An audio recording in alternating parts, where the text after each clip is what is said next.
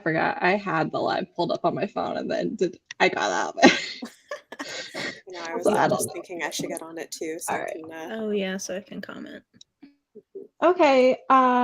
I don't think we're on YouTube yet, but for those of you who are rewatching, you're already seeing our faces. So hi, thanks for watching.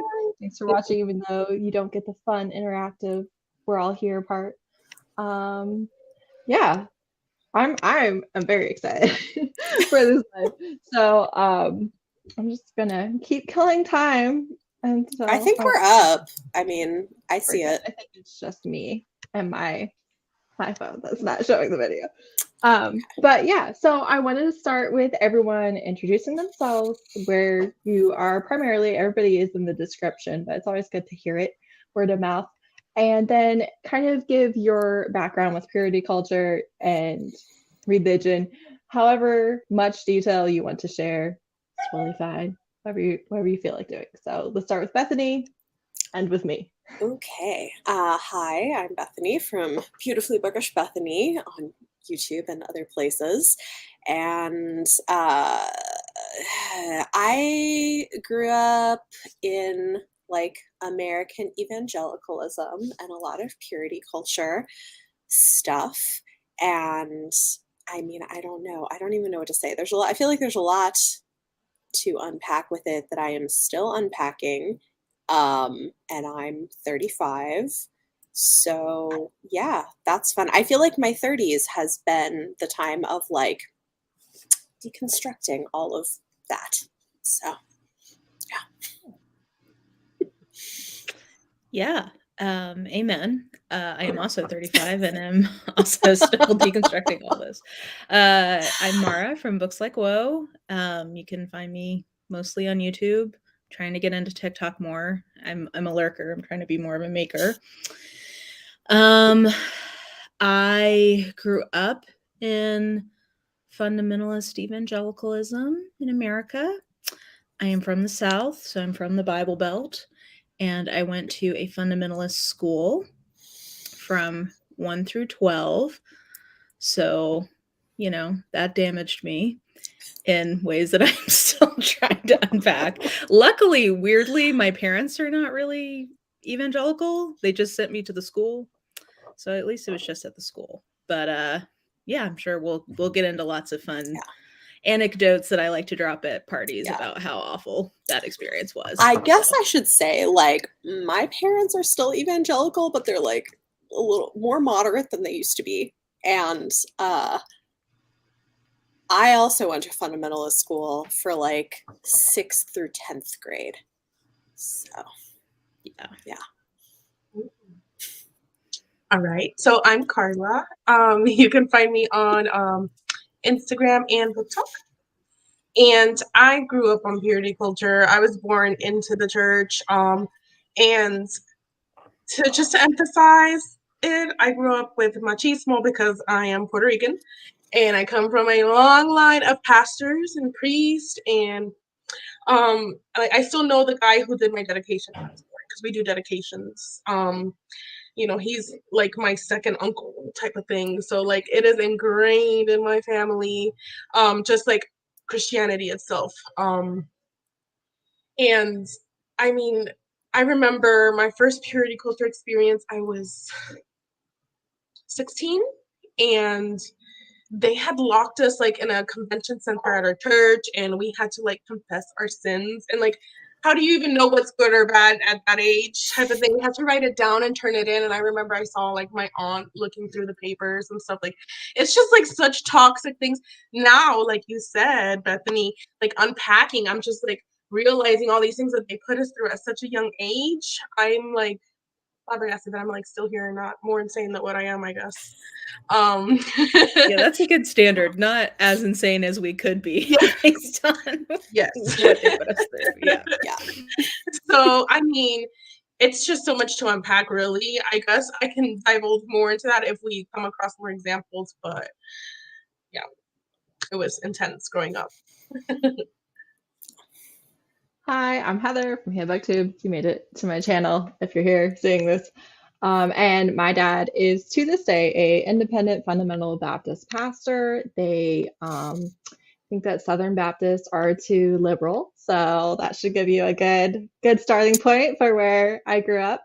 So my dad is a pastor, has been a pastor my whole life. I was homeschooled my whole life, except for the year that I went to private Christian school because my parents were teaching as a favor for a friend.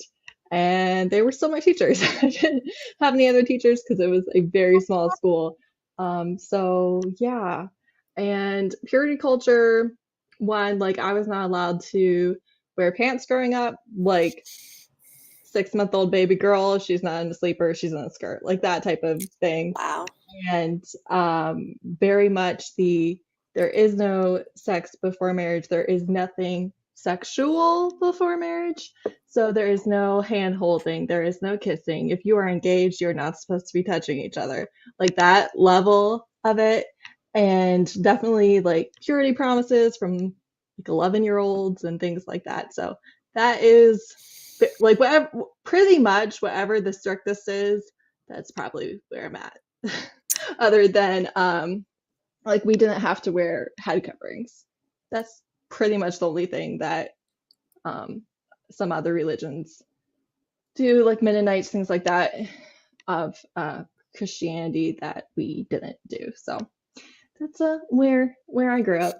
So how do you guys feel that purity culture affects general society? Because I think purity culture definitely does kind of put the blame on the women. They're supposed to be modest at all times so as not to tempt anyone, even if that person is an authority figure or significantly older than them or their relative. Like, it's on you. And we do see that reflected in general society to a lesser standard.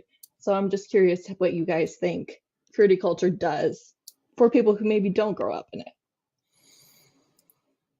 Ooh, it's like a big question. I mean, I think, like, I don't know that this is just purity culture, but I think in America particularly, we have a long history of more sort of puritanical religious groups. And so I think that that influences culture in general, even into little things like that, you know, when we're talking about things that are appropriate for children, we're more concerned about sex than violence, which is not the case in like Europe, for instance.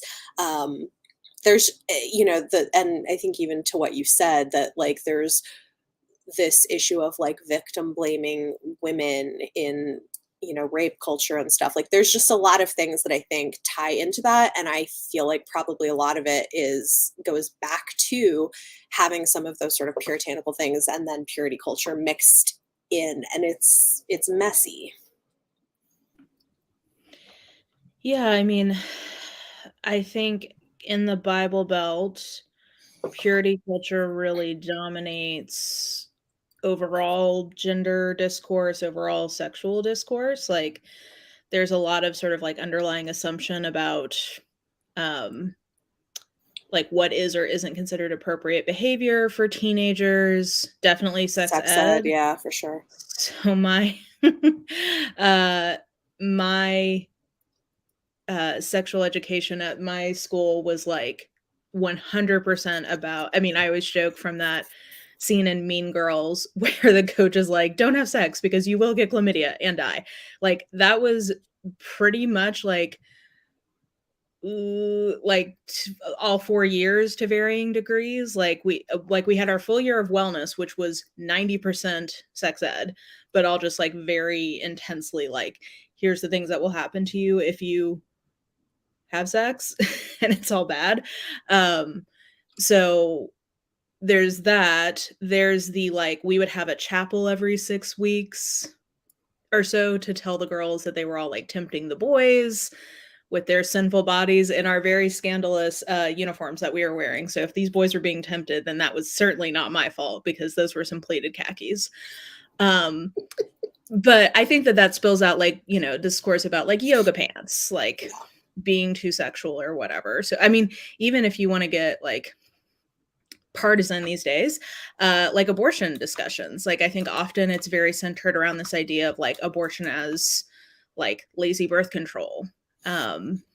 and like the only people getting abortions are people who are being promiscuous or Which people is absurd and not borne out in the data at all. Well, which we're finding out here in Tennessee. We have a trigger law, and like there's already horrifying stories of people that I know like trying to get DNCs and cannot from like a baby that they wanted. So I think that like the intensity and like how far in one direction purity culture pulls, I think tends to pull the center further that direction than it would be if it wasn't around. I don't know if any of that made sense, but yeah. Makes complete sense. I would even like to add that I think it's like the foundation blocks of the narrative of women must always be subservient to men. Because you're already growing with that awareness of I need to be this, therefore I will be a gift to my husband, a pure gift, ultimate gift to this man that has been waiting for me his whole life type of thing. So I feel like that's one of the foundations and building blocks of that type of patriotic type of, way of thinking, so to speak. Yeah. I know. In the year I went to Christian school, I was 14. I was a freshman in high school, and was I 14? Maybe. And I remember I think it was our Bible class, we had like an entire week where we learned about all the different ways that an abortion kills a baby. Like that was like a whole week, and it was like, all this horrifying, like it was very like trauma porn, horror, don't, this is what you're doing, this is how you're murdering the child type thing. We had that day too, like where they show you all the horrible pictures and like Yep. Yeah. We didn't have sex ed because sex ed was abstinence. You were not supposed to do anything unless you were married, and if you're married, then you're supposed to have children. So that's it. That's it. That's all that's talked about. I know for like my my sex conversations with my parents, which I have a good relationship with my parents, as much as I disagree with them. My parents are pretty genuine Christians in the sense that what they believe to their core that the Bible teaches and that God said it, and that's why it's right. Not that they're right about it, but also they're extremely conservative in every sense of the word, and they're the type of people who they're not racist because they love everyone, right? They would never not be friends with you because of the color of your skin. But at the same time, like just comply with the police and nothing bad would happen to you. Like that's like they don't believe in being hateful on a personal level, but they also don't believe in systemic stuff. And I'm like, okay, well, that I mean, I'm glad you're not hate criming, but still, like that's not really the bar. Well, I mean, to be fair, like I think my parents have become more aware of it only since having biracial grandchildren. Mm-hmm. And now they're like, oh, right. Like maybe this is a bigger thing. Right. But yeah. So like they believe what they're saying. Like I grew up in their house. They are the same in the privacy of their own home as they are on Sunday morning. But at the same time, it's very much this is morally right. This is what God said is right or wrong. So it's not us saying it, it's God. Which so makes it worse. If you disagree, then like you're just the consequences of your own actions, the fruit of sin, that type of thing. Yeah. And so it's like if God didn't want me to be this tempting to men, he should not have given me this bodacious bod, guys. Oh man. So I know someone said this. Someone somewhere. But I wanted to ask you guys how you feel that purity culture affects the relationships of women with other women, because I think it does tend to be a very snap judgy thing in the sense that, again, God's the one that's saying it, so it's right. So I'm doing what's right and you're doing what's wrong. So I can judge you because you're not supposed to be doing that. because God doesn't want you to. How do you feel that affects it? Yeah. I mean, I think also in general, for me, at least as a teenager, I had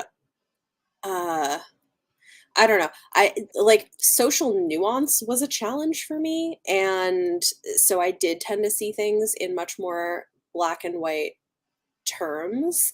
And so, yeah, I mean, I do think you end up being judgmental of other women who aren't like living up to whatever you think the standard is.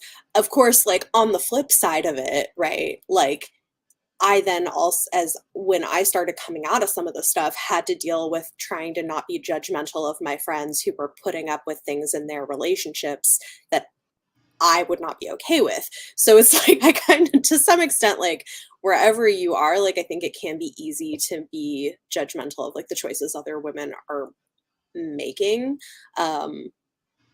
whichever side you fall on. And I think that maybe ties back into this like this core problem of like assuming that it is the responsibility of the woman like on either side. I don't know. Yeah, I totally agree with that. Actually, I just made a connection. So you guys get to watch a live me making a note for a therapist. But you know, it took me like I've only really started realizing that I'm like arrow spectrum in the last couple of years. And I think a part of it, I knew it was connected to purity culture, but I think part of it is because for me, it was easier to adhere to some of those, like, especially dating standards. Um, because I'm not really drawn to being in relationships. I Mm, think it gave me an excuse to be more judgmental because I didn't have the same so like basically I think it gave me a narrative around what was actually like a sexual preference, mm, if that makes sense. So mhm. it's like, well, why? Like, I don't understand what the problem is. Like, you're not supposed to be doing that before you're engaged or before you're married. Like, why are you, um, like, why can't you just calm down, Yeah. basically?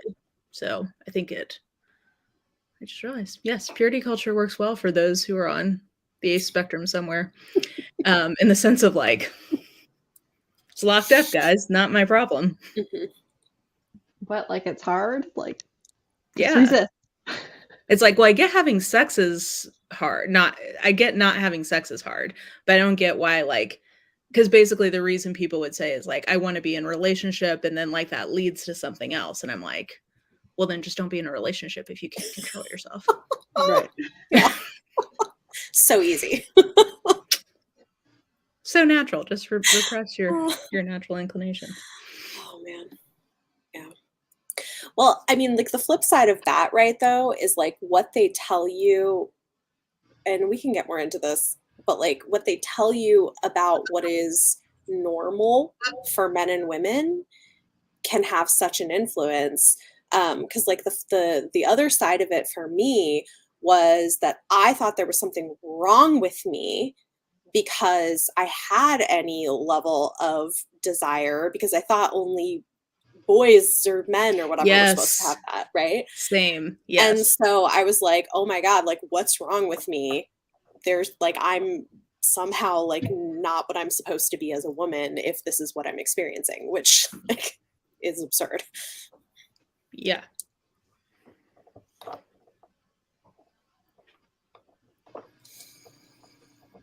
Carla, what you got? I guess I remember I have a vivid memory of our friend group, which I grew up with a lot of Pentecostal friends as well. And we found out that one of the girls in the group had like made out with a guy over the weekend, right? I vividly remember a friend of mine, like she got up from the table and started crying and walked away. She was so upset that one of the girls made out with someone. And I just remember because that's been ingrained in us, like just like how dare you cross that line? You're gonna go to hell, like that extreme emotion that caused her to do that. I think that translate now, in now times, if a girl has sex with a guy after the first date. Like that kind of judgment that is like unprovoked and just comes out like after the first date. Are you guys aren't even official? There's no name to it. How could you? I think that definitely has morphed us now into grown adult women, and we just don't realize that. I think. Yeah. So. With that, I do think like a lot of the examples kind of play into that with the no husband wants to use tissue or no husband wants an apple with the bite taken out of it. And it's not really treated or a package that's been opened and the wrapping paper is Right. crumbled. Or a flower that's had petals plucked from it. You'll just Right. give him a gross stem. And like it's not as much as like in my church and my religion, like the men are not given a pass to be promiscuous either. Like they are not supposed to. And I know that's not true for everyone and everywhere, but at least in my experience, the men were not given a free pass. No. At the same time, it was very much put on the women that you're to responsible. be prized. Yes. Well, and like to Bethany's point, there's also this narrative about like, well, the reason the women are the gatekeepers is because they don't want it. Like the men, all they get are talks about porn, right, and like how it's bad and how they just have to like white knuckle and like wait till they, find a woman to settle down with. But like that does put a lot of pressure on women from the institution to be gatekeepers. But then I think to the questions kind of direction, like then you're also gatekeeping each other of like how good of a job are you doing at regulating the sexuality of the men around you. Well, and how much of it ends up being, I mean, Mara, you were talking about with being aerosexual preference, but with what Carla was saying, I was always judgmental for a long time and didn't understand like women who would just like have sex right away. But I think it's because I'm probably demisexual. And so the idea of jumping to having sex with somebody right away is just like horrifying to me. But like that's because of how I work, not because it's like an objectively wrong thing to do, Yeah.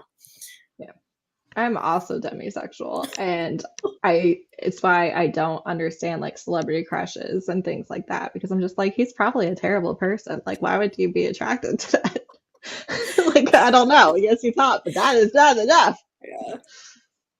I have to see interviews with them. Like, if I see enough interviews with them, then I'm like, oh yeah. It's not even that. It's never like for me. I'm like, oh, he has a wife and kids, and they've been together and happy for 20 years. He might be a decent person. Like, I might be okay meeting him. One thing I will say too is it's not that purity culture is good for men in general either. Like, I know you were saying about how all men get talked to, all boys get talked to is about porn and, bounce the eyes, don't look, that first look, you don't control that, but that second look, that's your sin. And not to like get into too many details or private details or anything, but like my husband also, he was not as strict as my family was, but he did grow up in a kind of similar church. And he had like a lot of guilt about porn or about being attracted to anyone, or like, I'm okay with it, right? I'm okay with it. And that was like a difficult thing for him to come to terms with, that I would be okay with him doing anything that was not just between us, right? Yeah. And so, he's in his 30s. Like it was not an easy thing. I think part of that is probably because I have been married for 11 years. I started dating my husband when I was 18. I got engaged when I was 19. I got married when I was 20. I had my first child at 21. Didn't we? I think we literally got married on the same day. We got married the same day. It's a big day. It was a good one. So like, and my husband and I are happy. Like as many of the people that I know in my friend groups that grew up with me who, were divorced at 25 and are now a single mom of 4 because they did everything like they were supposed to, but their husband was a piece of trash. It's worked out for me because my husband and I have moved left. That's right. Moved left together. So like it's worked out. But at the same time, like as a 19-year-old, a 20-year-old, who was still very much in purity culture, as much as I did not agree with a lot of things. And I think that this has kind of been a seed of me moving left continuously, is that there's a lot of things that I never really got on board with, or I was never completely okay with. And I was always kind of like, but does that make sense? Even when I was helping to uphold them, right? But like at that point, as an insecure person with my first, serious boyfriend, being like, yeah, no, you can't watch porn. No, you can't look at another girl. No, you can't. Like, no. And, we're in our 30s, and it's just been not that long ago that he was like, oh, you're fine with it? I was like, yeah, yes, I'm fine with it. Why wouldn't I be? He's like, because you weren't. I was like, that was 10 years ago. Everything about me is different now. I am not the same person. It's true. Yeah. Things change dramatically. Yeah, well, and I know I'm older than you are, so we were like a little, and my husband's even older than I am, like for us. So we were, I was like in my mid-20s when we got married, but What yeah, a same. spinster. I know. But same. I mean, like, I'm grateful because we still have a good relationship. We have also grown and moved very left together, which is great. But it's interesting, like coming from that background and then kind of working through some of that stuff, like in the middle of being married. Because also we've been married 11 years and have 2 kids, and it's a journey. I feel like there's something else I wanted to say, but it's like escaping my mind. So well, I think it's a good reminder that like we are going to rag on purity culture, but the reality is that there are good people who are in that system. And like, there are people I know who grew up in that, who found someone and like they've made it work, and either they've grown together in a different direction or they still have those beliefs. And like, yes, there's some dysfunction there, but like, they're still together. And like, overall, it seems like they have a pretty overall happy life. So not trying to say that everybody who grows up in this, like, is doomed. No. Right. But you probably have some stuff you need to work through. I mean, I would say that we all should be in therapy, but like, I think you're not like irreparably forever damaged. Like, people find ways to make it work, and people also have healing, I think. I remember what I was going to say. Heather, part of the issue with men too is that there are men on the ace spectrum, and there are men who don't struggle with lust and porn all the time. And that's what they're always told that they are. Like, men are like, that's part of the problem too, is it's like this idea that like men are just like driven by their sexuality and that's it, which kind of dehumanizes them, to be honest, which is really messed up. I mean, it's portrayed as if like all men are like a couple of inches of skirt away from being essayers. Yeah. And like, that's not true, but that is a very dehumanizing way to portray men and their sexuality. Yeah. Right. I think they're also supposed to have a very dominant personality. Yeah. Be the leader of their home, all of that thing. And if that's not their natural tendency, I think it can lead to a lot of feelings of less than.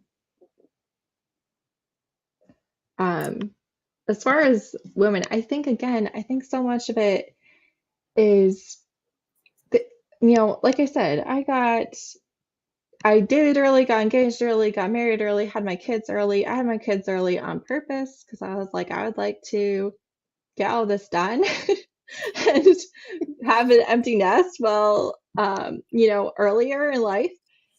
And all of those things have worked out great because my husband and I are still happy together. But I think it's one of those things where all of that has worked out great for me, but it should not be the only option available to everyone. It should not be the only thing that we push. Again, like, I'm even like a stay-at-home mom. I love being a stay-at-home mom, but should all women be forced to stay home? Like, it's fine if you want to choose the traditional gender role kind of thing, but that should be an option to you. It should not be the only thing that you are expected to do or allowed to do in order to keep the love of your family or the love of your God, right? Yes. Amen. Amen, Sister Heather. You spoke a word of wisdom over us all. So what kinks do you have fictionally? Fictionally? Let's just Right jump. now, we can say that it's fictionally. You're welcome. I did name this. Like, people should know where they are at. Um, that you think are directly caused by your experience with purity culture. And I could go first on this if you guys if you guys want me to, Sure. or if you're ready to jump in the deep end. I'll push you. It doesn't matter. Whichever. Why don't you go? Let I her feel rip, like, Heather. yeah. Okay. One thing I know for sure is because of purity culture, because in purity culture, you are supposed to control your thoughts as well as your actions. So it's not enough that you shouldn't have sex. Right. It's also, you also shouldn't masturbate and you also shouldn't want to have sex. So because I was not supposed to want to have sex, like as a literal child, I figured out from media and stuff that I was really into the bad guy, the villain, kind of kidnapping the girl or like captive captor or not allowing consent. Because if she didn't have consent, she didn't do anything wrong because she didn't want it. She tried, but she was still able to have sex. Now, obviously, in real life, this is never a good thing. It literally just like, no. In a book, I like dubious consent or non-consent, depending on how it's written, because in the book, you can have the point of view of both characters. So you can know that as much as she is saying no, she is kind of into him, and is a romance, so they always end up happy, right? So fictionally, I feel like this is something that works well, again, because no one's actually being harmed, and you can be in the thoughts of another person, which is not a thing you can do in real life, and you can know that, hey, we're actually both into this, but one of us is saying that we're not. And so that's like a thing that I know for a fact stems from purity culture and Jasmine and Jafar and Ivanhoe with Rebecca, that Elizabeth Taylor was playing, like all those types of things. Like, oh yeah, that's what that's from. 1 plus Well, but 1. that's literally like if you in like romance studies, like in literary studies, like that's a huge part of the development of the genre was that when it was like the whole bodice ripper thing was because in that era, like, you know, kind of like mid-sexual revolution through sort of like the first generation post-sexual revolution, good girls were still not supposed to want to have sex. So like the bodice ripping is exactly what you're talking about, Heather, of like, okay, this allows the heroine to have sex, and we, the audience and the reader, know that she does want it, but she doesn't have to ask for it, and therefore she's still She doesn't have to a admit to good herself girl. even that she wants it. I think this is also very present still currently in manga. The consent in manga is often very iffy, and it's because you're not supposed to want to have sex. Interesting. Yeah, it's interesting because like I'm just now sort of like putting together how maybe this is tied into purity culture and gender roles, because I think I maybe had in some ways a reverse response. Like because in that like men are all like women are supposed to be, you know, like careful, men are supposed to be the ones like who are leaders and in control of the relationship and like the pursuer and whatever. I think maybe because of that, I do not like reading romances where like there's a dominant man and a submissive woman. However, I do like reading a dominant woman with a submissive man. Like I enjoy that, and I think it's because it like reverses that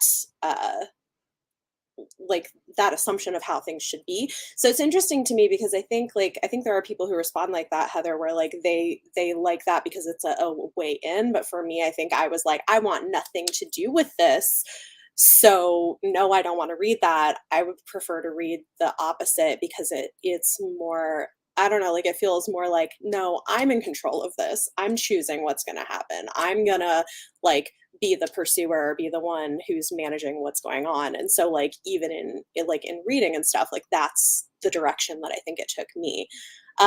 I will say though, one thing that I've read a few times that I kind of find appealing, and I think maybe it's because there is this thing of like you're not supposed to like masturbate and it's like this forbidden thing, is like I've read a few times things where like the woman is and the guy happens upon her and like thinks it's hot and gets her to keep going, and like that I probably find appealing, but I think it's because it's like subversive also. So yeah.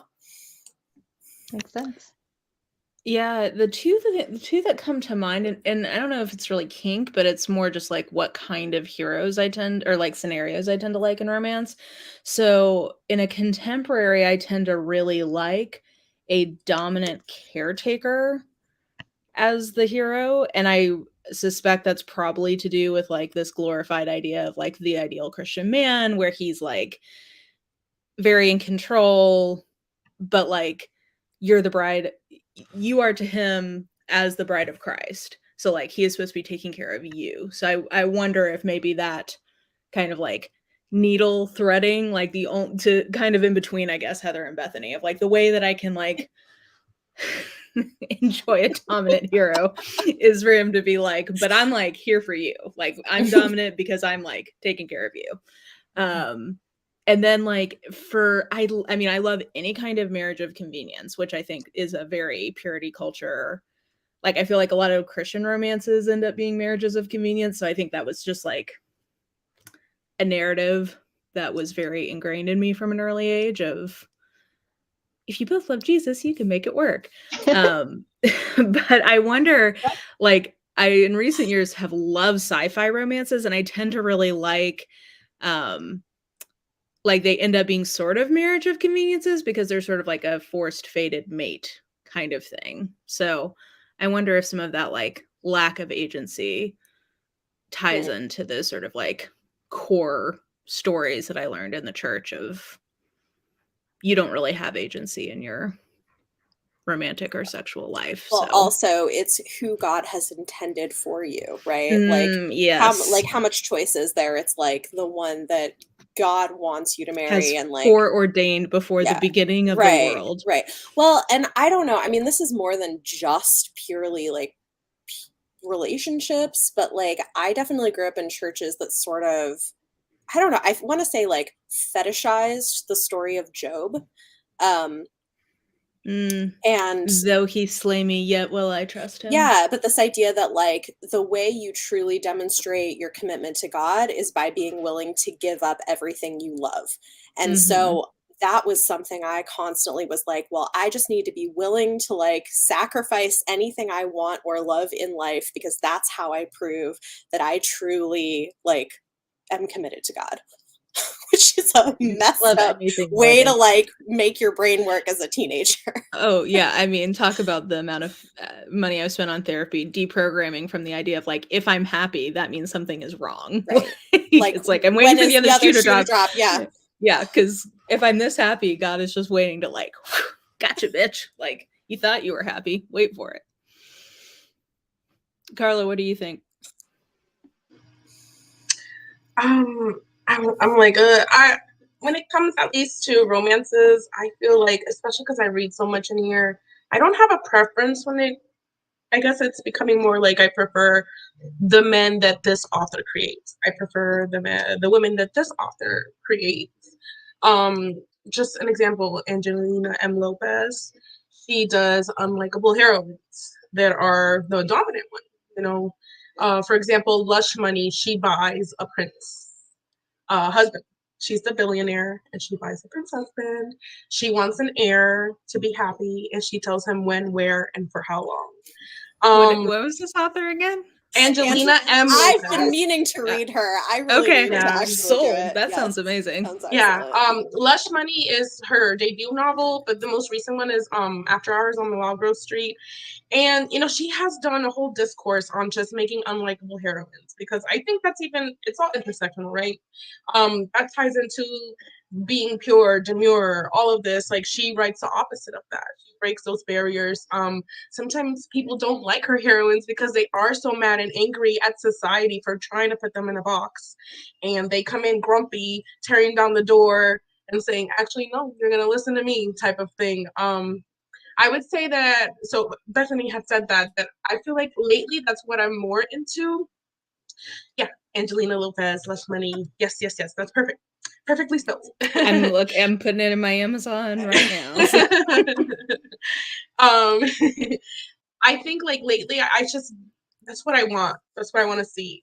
But I feel like when it came to reading steamy romance, just like the communication that's happening to fulfilling my needs, that was like a big door opener. Like, what was the first raunchy novel after having my son, my third child? I was like breastfeeding, and then I had to sit still, so I was like, let me buy a Kindle, and I like read the 50 Shades trilogy. But there was it the Crossfire, where Eva would just be like, this is what I want, this is what I need, this is what you're doing wrong, and I would be like, oh, this is a woman who is like voicing her needs and I wants. love She's, that series. yeah, It's she's like so calling him out, and I'm like, it's so toxic. It's so problematic, and I do not care. All I 6 books, I will it read has it. so I'll many good reread it. nuggets, especially the communication aspect. I'm like, good grief, She this leaves him messed at up. like the end of every single book, and I'm like, all right, it's fine. We'll just go right in the next book, and you're back together. It's good. So I think like romance novels, especially ones with, you know, heavy spice, heavy steam, heavy smut, it was just like a really big gateway, you know. And even now, when I'm still shy to try to say, like, I think it's really neat, but my husband likes to listen to romance novels. So I'll tell him, I was like, listen, We love to this book. guy. Yeah. I'll be like, listen to Men, this book. listen to this these books. I just finished this book and I really like it. I need you to listen to it. And then he'll be like, okay, he'll pop it in and he's like, gotcha, you know? Like, my communication form is through romance. I love it. Well, listen, I forget when this study was done, but it was a while ago. But at the time, they found that women who read romances had higher levels of satisfaction in their sex lives because it helped them become more comfortable with communicating what they wanted and with initiating sex. So I love that. That's cool. come on, men. Like, you want... I was on the Healthy Porn podcast, which Erin at Erin's Reading Room has, which I meant to link because I knew I was going to bring it up because we just talked about it. But for me, I know like romance books are my buffer between being a mom, doing the dishes, doing the laundry, being in problem solver mode, making sure everything is, keeping track of things mentally, and then trying to be turned on. Like reading romances is my buffer. And I am definitely the type of person where if my head is not in the mood, then we're not going anywhere. Like, sorry, but it's not happening. And romance books really do like give me that buffer between real life and trying to have a good time. And it does help if it's steamy, but even if it's not steamy, it still is a way for my brain to kind of turn off and get ready. So I think it's very healthy for anyone, but especially like if you're a mom and it's just, you're trying to go from kids to there's so much that goes into that. yeah. It's not easy to just flip the switch just because it's bedtime now, so. Yeah, there's a great book called Come As You Are by Emily Nagoski, and it's about female sexuality. Like, I totally recommend that to anyone. I would say to anybody who has sex with women, or who is a woman. But she talks a lot about that, about like for women, how much sort of like life context is really tied to your ability to be aroused and sustain arousal. So that aligns with the data, Heather. Push up my glasses here. I am a textbook case study. Mm-hmm. Oh man. Is there something fictionally that you would not be okay with in real life, but you do enjoy fictionally, and you do think it's because of your purity culture background? Well, I don't know if it's because of my purity culture, but I don't want to be abducted by aliens, but I read about that all the time in my romances.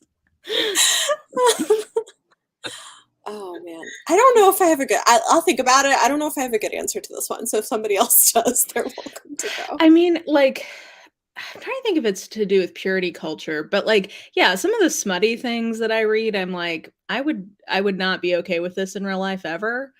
A lot of it has to do with like more kind of like domineering or dominating or like extreme versions of like a praise kink kind of thing where it's like, this is actually like in real life, I think I would feel pretty not turned on by this, but in the context of this story, I can roll with it. But I do think that has to do with like, in terms of purity culture, like that deeply ingrained narrative of being a good girl and like being the best girl. I could see that probably is playing into that core story. Yeah. I totally agree. I mean, the stuff that I'm reading lately, I'm like, I don't think I would ever want to fit that much in my crevices. Oh, I yeah. can't. Not that I don't even want to. There is no room at the end. Like some of these things that are being described, I'm like, I don't think I'd ever come back the same after all of those things. So I'd rather just read it. I do think too that fictionally does. I think that romance books are great for teens or for anyone who is trying to figure out what they like because it's a completely safe environment. And also, I think a lot of us maybe kind of like a splash of flavor in real life, but in our book, it could be like the entire thing is that, whereas that would not be a fun time after so long. Yeah. I Well, feel like also, like, I don't know, like some stuff in books, I'm like, this is so much effort. who has this kind of time? Like, no one has this time and energy. Like, I would have been done 15 minutes ago. yeah. I love to sleep. This is taking way too long. I can't lie. I am not patient. Some of these scenes, I really am just like, what? I was done a long time ago. I was ready to go to bed. I was. Well, and some of them I'm like, I mean, to what Carla was saying, it's like either ow or that sounds like a yeast infection or like a UTI. Like, Listen, this doesn't sound like a good idea, guys. romance books, you don't need lube. You only need spit and passion. And that just makes the pieces work. Okay. Whereas it might not I gotta otherwise. say, like, I don't want to like yuck other people's yum, but I was reading a thing recently on Instagram, and like this was a thing that I didn't realize. I think some people are really into, and it always grosses me out. But apparently, this is like a thing people like the like really like messy, sloppy oral. Ew. But apparently, like That people are face really that you into made with it. that was pretty funny. It just like I can't, but like it's a thing because I was reading someone who had like on Instagram like all of these like quotes from books, and I was like, okay, I'm glad you find that happen. No. Well, and like also like the fluid situation, like in the context of the smut, like often like I'll roll with it, but then you really think about it and you're just like, this is so much cum. There's no way. Like, first of all, no, I don't think that's real, but also like, where's your towel? Like, I don't know. This is just, it seems very messy. There's never any cleanup. There's never any peeing afterwards. No, rarely. Post-coital waddle to the touching bathroom. each other's arms the entire night. Like, oh, good for you. That's not me. Maybe we can like request that somewhere. Can we have like better aftercare? Because you know what? We're waiting upside down on the bed for the towel. Oh my god! I have read a couple books that do the aftercare, but it's not frequent. Like I like when it's included. I do too. I think it's usually really sweet. Like it. I don't know. Yeah, it's intimate. I feel like. Yeah. You know? Yeah. I sit there like, and then they're like. Yeah. Or even like birth control or have you been tested? Those types of things. Yes. Like they don't have to kill the mood. You can include it in a book. It takes one sentence. One of my favorite authors, the beginning of all of her sex scenes is like exactly the same. He grabbed a condom to protect us both, or he grabbed protection, or it's I that mean, it's 6 words. yeah, I mean, you can at Protect least himself. address it. Yeah. I love that for us. Like, Yep. and I Or, even like- like primal player breeding kink and stuff. Like, if that's what you're trying to write, Yeah, cool. like I've had books I've read with that I enjoyed, but then like if I'm taking a step out of it, I'm like, oh god, like this is like with the reality of it, it's like this is a lot. But Right. a talented author can sell me on almost anything. Right. It really is the execution. Mm-hmm. Yeah. True love cancels out lube in romance books. You don't need it. In real life, yeah, that's another thing. It's like in real life, lube is a good thing. Lube is It's godsend. it's great. Yeah. I like it. I like romances that include lube. And I do get distracted when people are doing anal without lube. Like that does take me out of the story pretty intensely. I'm like, I think that's very unrealistic. Absolutely. yeah. You can't. Also, if people like sneak attack anal or any kind of butt play stuff Oh, during a no. sex scene, I'm always like, I just don't think this is something that you like. I don't think this is an impromptu item. No. Like this is a discussion item before we get down to this because that's a lot. You are not wrong. Yeah. You're really not. Yeah. How would you say romance books have helped you coming out of purity culture? Have they played a part in maybe realizing things about yourself or about your own preferences, or just that whatever people want to do is okay? Yeah, I mean, I think romance has been really helpful, and it's been interesting because I think even just since I started reading romance, which was a little bit after I started on YouTube, I've changed and grown so much and also gotten so much more comfortable with it. Because I think when I first started, coming out of purity culture and everything, I was still like pretty uncomfortable reading a lot of explicit scenes in books. And I think being exposed to it has been really helpful for me for like normalizing things, being less judgmental of other people's choices, and like being more comfortable with like my own sexuality and able to like have conversations. And then I know this is like part of a question you have coming up later too, but it's also been really helpful for me because like at the same time I was 30 when I realized I was bisexual, and I'd been married for several years at that point. And we can talk more about that and how purity culture played a role in it taking so long for me to figure that out. But reading romance novels and like sapphic romances has been really, especially in the last couple of years, I think a big part of like exploring like what does that mean, and like how is that part of my identity and stuff. So I think it's been great. It's like a safe space to kind of explore things and sort of dip your toes into stuff. Yeah, I feel like I was deconstructing out of Christianity at the same time I was getting into romance. So I think that particularly deconstruction around like gender roles, sexuality, all of that was really tied to me reading romance.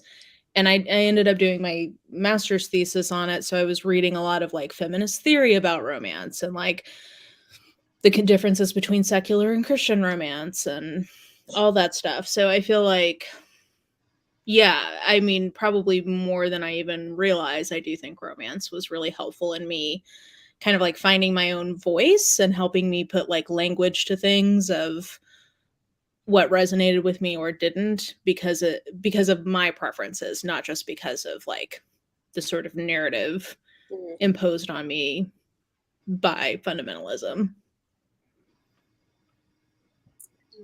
I think I everything that you guys have already mentioned, and I think once I started realizing that all these books that I love were written by women. It's like, oh, you know, someone's out here typing this on a keyboard. They envisioned this in their head and they're putting it on paper, publishing it, selling it. Someone else is backing them. They're being marketed. You know, like I found the whole behind the scenes really empowering because it's not just something to hide and read hidden. You know, someone else believed in this book and they were kinky enough to write it, you know. So yeah, I felt empowered in just that sense on its own. As much as I push back against the idea that romance is for women by women, because, you know, there's plenty of identities of authors and readers, right, that are not women. I do think the fact that it's kind of a feminine hobby or women dominated, it can make it like a comfortable place for people, especially when it does come to exploring sexual things. Because, again, so much of what we're taught is that sex is kind of for men. And I think that for a lot of us, at least at the beginning, if we felt like we were reading these scenes from a male author, it would not quite have the same impact as it does as you're getting into romance. Yeah. And Normalizing female pleasure, I think, is like huge. yeah, and why I really wish everybody read at least a little romance, because I think it is a good antidote to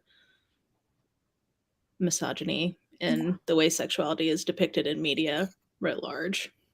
Right. Yep. I also do think that reading a lot of sex scenes does kind of get you familiar not only with the wide range of options that are out there, also it just is like the familiarity. It makes you comfortable with talking about it, or maybe even talking about it with your partner or with any future partners. I feel like rather than it just being like a cold open where like you just kind of have to find all the words yourself, you're like, oh no, do you know what praise kink is? Because it works for me if it works for you. Because it's super awkward. I mean, I think especially if you're coming out of purity culture and like getting married without any, which, you know, not that this is true of everybody. I think there are people who like still did have sexual experience before they got married and like maybe dealt with like shame about that or whatever because of purity culture. Like, I know for me, like to a pretty large extent, I didn't. And so it's like you're going from like not having multiple experiences of things to like and being with a partner who also doesn't have a lot of those experiences, and figuring that out is interesting, and going from like, oh, these are things like you're not really supposed to talk about, to like somehow now you're supposed to be comfortable talking about this. Like, I don't know, it's a big jump, and it's a big learning curve. And like, I think you know, like you think, oh, like this can't be that hard, or this can't be a big deal, everybody can just like figures it out, and you get into that and you're like, oh, maybe not. You know, I don't know, it's just it's a lot. Figure it out, to be No. honest. I think there are partners who have been together for a very long time and have not the slightest idea what the other one likes, at the very least. That's sad. That's depressing. That is sad. So I didn't send this one to you guys, but do you read religious trauma or other religious themes in books, or is that something that you try to avoid? Because I try to avoid it, to be perfectly honest. I often feel triggered by it, and I think sometimes, especially like cults or things like that, I really, really dislike reading religious abuse. I don't have a good time. I feel so stressed, and so I tend to avoid it if I know it's in the book. That's so interesting. I love reading it. Like, I find it cathartic, and it helps me like work out my own thoughts about stuff. So I really love reading about cults, actually, and like what that trauma is like and how people going through it, because I do, like, I actually find it really kind of therapeutic almost. Yeah, I mean, my catalyst for my deconstruction initially was being obsessed with Scientology. And like I'm having like a round 2 of deconstruction or like reconstruction, and it's catalyzed by my obsession with Mormonism right now. So I don't really like reading about my own religious background trauma. I do find that pretty triggering, but I really enjoy both reading about other religious extremist groups and their baggage, because it's like, connection, we're all the same. Like, look at this authoritarian control just having its grip on all of us. But I also really enjoy reading, like, I found that I really like Jewish romances. I think because it's just a different religious experience than what I've had, but I've not read a ton of them, but of the, like, let's say 10 to 15 I've read, I really enjoyed how the religious aspect was incorporated, because it was able to show religion in a more constructive way. Yes. That is not my experience with religion, but like I do relate to the idea of religion being really important to you. So, yeah. If you have Jewish romance, like that Rosie drop 'em in the Dannon comments. one. What was that Rosie Dannon one that did that? Oh, the intimacy experiment. That was so really good. That was really Yeah. That was so good. Weather Girl came out this year from Rachel Lynn Solomon. I thought that was super cute. So yeah.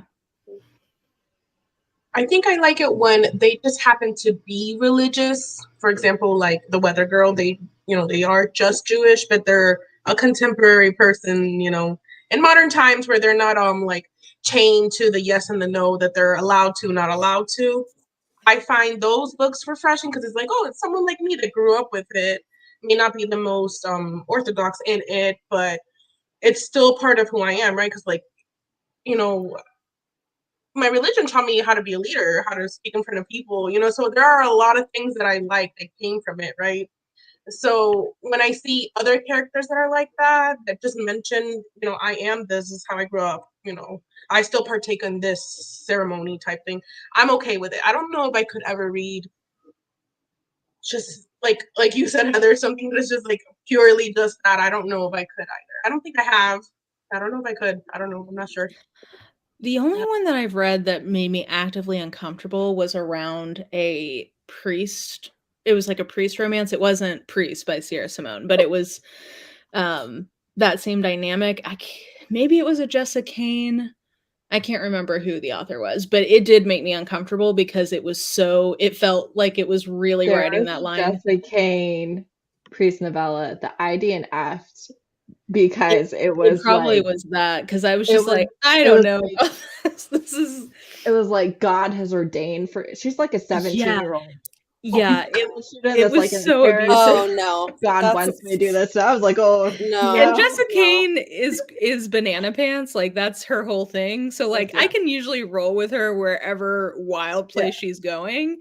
But that was just like, this is just straight up spiritual abuse, and I am really not into this. I remember being horrified. Like, I once started. I don't even like review DNFs, but I was like, no. Yeah.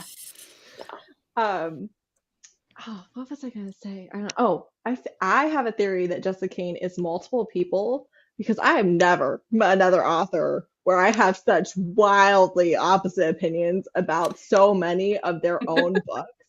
Like, I do think that it's more than one person, or I'm like perfection. Yeah, I do highly suspect it's more than one person, but I don't know. I think that they all the ones I've ever read do have this intrinsic DNA of just like, I feel like, going like wild. they're recognizable as Jessica Kane, but at the same time, I just don't have another author where I'm like 1 star, 5 star, 2 star, 5 star. Yeah, there's a range. And it's funny because some of the books, I've read at least a couple of them where I was like, this is genuinely like well written, but like this isn't normally your deal. Like, you're not normally going for this, but this is really good.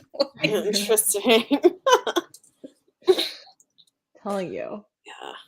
The thing.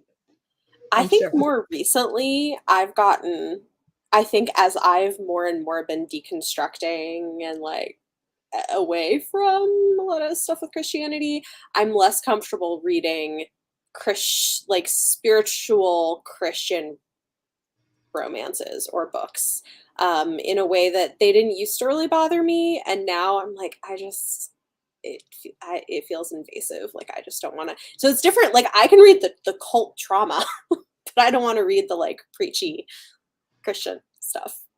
I don't know. I agree. But I feel like it's the same people, and they must have some sort of like style sheet they all adhere to. I think so. Interesting. I don't know what I was going to say. I did have something. If you want to start with a really wild Jessica Kane, I recommend Backdoor River Quiver. Back River Quiver. I think that's what it was called. I think that was the first one I ever read, and I was like, oh, wow. Just that title. I'm here for it. Here Yeah. for it. Oh my word. So next question. When you say purity culture promotes homophobia and internalized anti-queerness, and kind of perhaps can contribute to a delay in a queer person's self-discovery journey. Yes. Yeah. I feel like Big we're all yes. yes, but if you want to elaborate, you can. If not, you don't have to. Yeah. I mean, I think, listen, in hindsight, I'm like, how did I not realize a lot earlier that I wasn't straight? But I think part of the problem is for like a long time, I just thought that like most women are sometimes attracted to other women, and it doesn't actually like mean anything. It's just a thing. Come to find out that is not the case. So, yeah, I don't know. It's yeah, and I think to this comment, especially for ace or bi people, it's just really easy, especially in purity culture to just sort of be like, well, this is just a thing that doesn't mean anything, especially because you're supposed to like, control your thoughts anyway. So like if you're having some like random weird thought about a woman, oh, it's probably just the devil trying to like mess with you or something. And well, like, okay, I'm attracted to men, so great, cool, we're good. Like that fixes that problem. Or if you're ace, you're like, man, I don't know why this is so hard for everybody. Like, this is easy. I don't know. Like, I just think it's really easy to not be aware until a lot later. And so it's interesting too, because like I was also very much raised in more homophobic, with more sort of people. I mean, they wouldn't say they would say like, well, like we love everybody, it's just like your lifestyle choices that God are loves the sinner but hates the sin. right. Heard that line many a time. Yeah. Which I like was behind for a long time until we had a close friend in our wedding who's gay and now like happily married to his husband, but we saw the trauma that he went through trying to go through like inner healing for being gay, I mean, like kind of like pray the gay away type stuff. And I think that led us to like, okay, this is not okay or right. And like finally it was just interesting that I had this journey of like finally moving away from my own homophobia and then suddenly realizing, oh wait, also not straight. And that's been an interesting journey. And now it's been like 5 years, and this year, like in the past year, like coming out to my conservative family members has been a journey. Could have been worse. Like I've heard much worse situations, and some of it's been fine. But it's difficult. And yeah, I don't know. I think I also think that there's like, even though I am happy with like my partner and life and stuff, like there's also to some extent this process of like grieving what might have been if I had realized earlier, and like the loss of the opportunity to explore that in different ways, as a younger person. And yeah, I don't know, it's hard. Yeah, I definitely resonate with that. Like I well, both like, I thought it was just purity culture up until like 2 years ago, and I realized like, oh wait, no, I think it's maybe something else. Like the absence of romantic desire is such a weird thing to try to like quantify anyway. So like it definitely did not help that process of figuring out like I'm a little bit different. But like I definitely resonate with the mourning thing, because honestly, like casual sexual encounters would probably be what I'm most suited to, but it's been very difficult coming out of purity culture to really do that. I think there's definitely some grieving of like, this is what I should have spent my 20s doing. Now I'm too old and crotchety for this. But yeah, I definitely think there's a grieving process, and I definitely have had like layers of deconstructing homophobia and transphobia and acephobia, like all of it. That is definitely a journey. And like, yeah, I think anybody who tries to say that conservative Christian culture is not homophobic, like, is really, I think it's very difficult to dispute that. Yeah, it 100% is.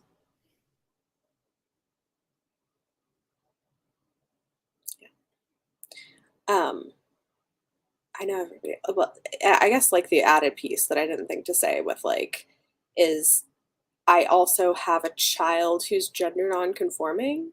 And so that has also been a journey of like I'm thankful for YouTube, BookTube, honestly, because I've had so many friends I've made who are trans and non-binary, where before BookTube I didn't consciously know anybody who was. Maybe I did have people that I knew who were trans or non-binary, but I wasn't aware of it before that. And I'm grateful that I was able to learn as much as I have before that, so that hopefully we can like be a good support system. But that's a whole other sort of section of thing. And like if you are tied into this idea of like traditional gender roles and like God made men and women to be specific things, and like your gender and your sex are so closely tied into these binary sort of identities, like there's no space to, like, you can't create a safe space for a child who is non-conforming in some way and like let them explore what that might be. Yeah. Yeah, I think deconstructing from these things, it really is a many years long process. And I think that's why, one, if you are going to be a support system for someone, it's good for you to have started that journey ahead of time, because it takes time. It's not an instant switch. Even when you're coming from a place of love, it's still not an instant switch. There's a lot of things, subconscious or not, that you have to deal with.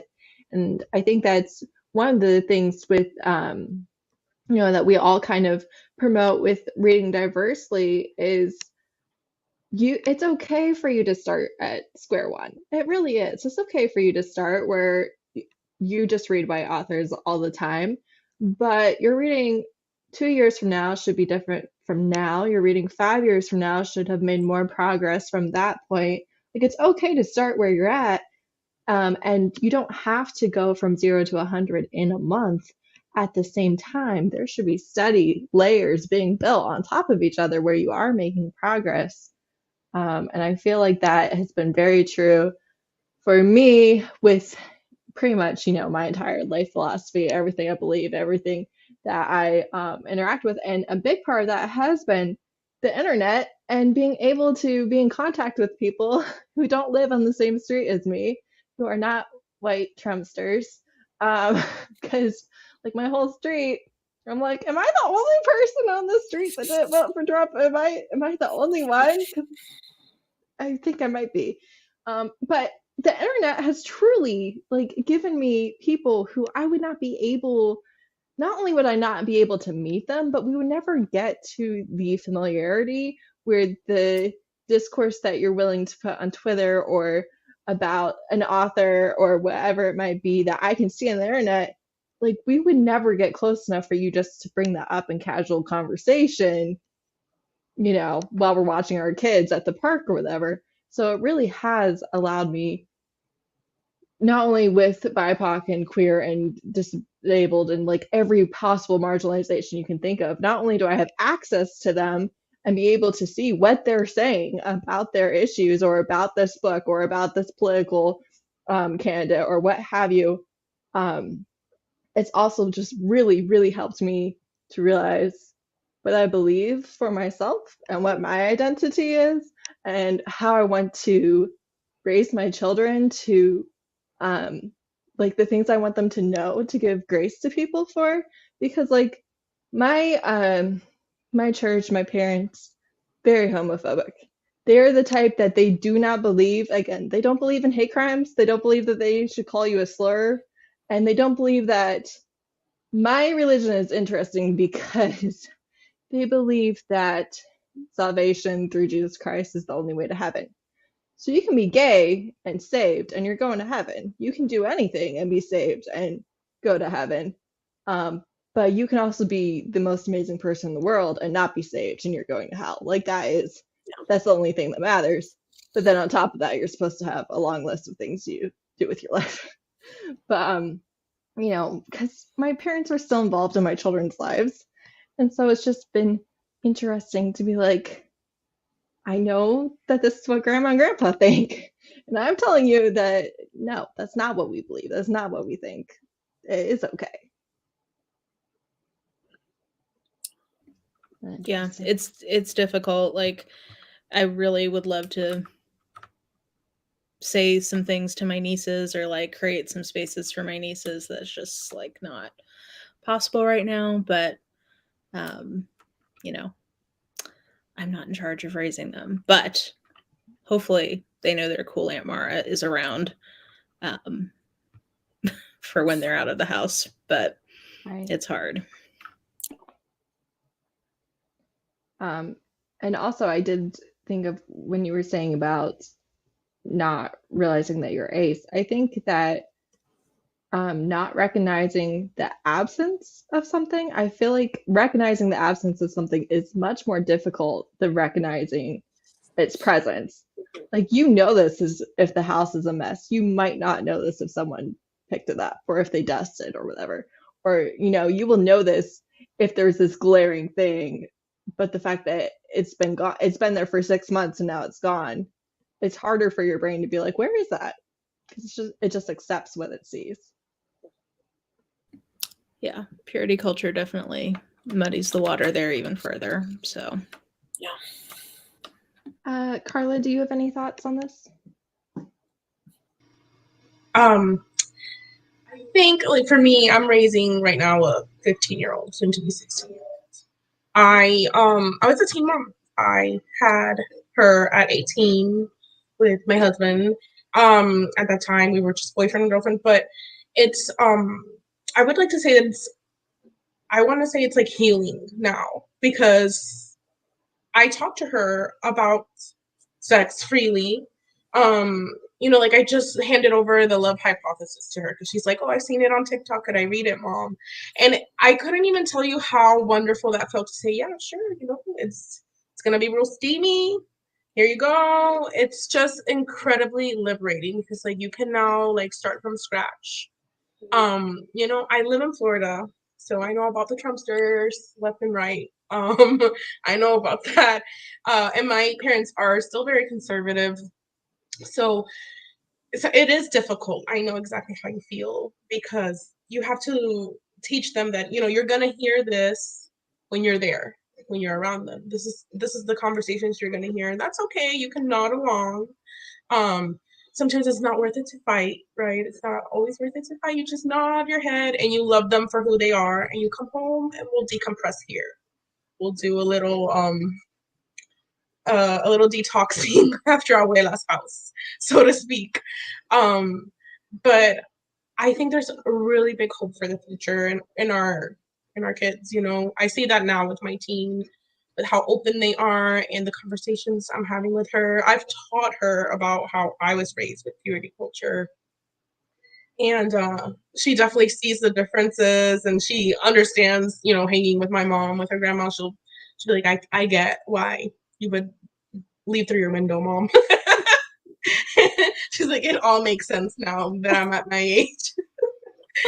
I will say my parents have evolved a little bit. They are a little bit more accepting with things now. And that's like one of the things that I like hope for, that they continue to evolve. But I would say that I see the future is bright, at least here. That's really beautiful. Like, I'm getting misty-eyed just like thinking about you guys raising, like, because I don't want kids. I'm good. I appreciate you guys keeping the species going. But that's like really beautiful. You guys get to be the parents to your kids that nobody parents perfectly. And, No. it sounds like we all are lucky enough to still have relationships with our parents and all that. But you guys get to be the parents to them in this way that you didn't get to have. So it feels like a spa. It's a balm. Like, I couldn't talk about this with my mom, but look at me having this conversation with my 16-year-old. It's amazing. It's amazing. Oh, wow. Yeah, I mean, and I think that's one thing is, I mean, we don't live close to family, so it's not like we see them all the time. But at least like with my parents, we've kind of had conversations where like we know where each other stand, and they're sort of like, well, we won't say anything to them that contradicts what you are saying. Just if they ask us a direct question and we don't agree, we'll just say, well, you should talk to your mom and dad about that. So like that's helpful, that even though there's stuff that it's like I can see their faces where they're like, okay, like they're not saying anything to my kids, so I'm not having to like. And so that's, I mean, it is kind of one cool thing too, is because of where we live in New York City. We live in a really, I mean, in some ways a bit of a bubble, a liberal bubble. But it is cool because for my kids, it's just normalized. It's just sort of like, yeah, like, like some people would just want to marry a boy, and some people would just want to marry a girl, and some people might want to marry boys or girls, and some people might not want to marry anybody. And when you're older, you'll figure that out.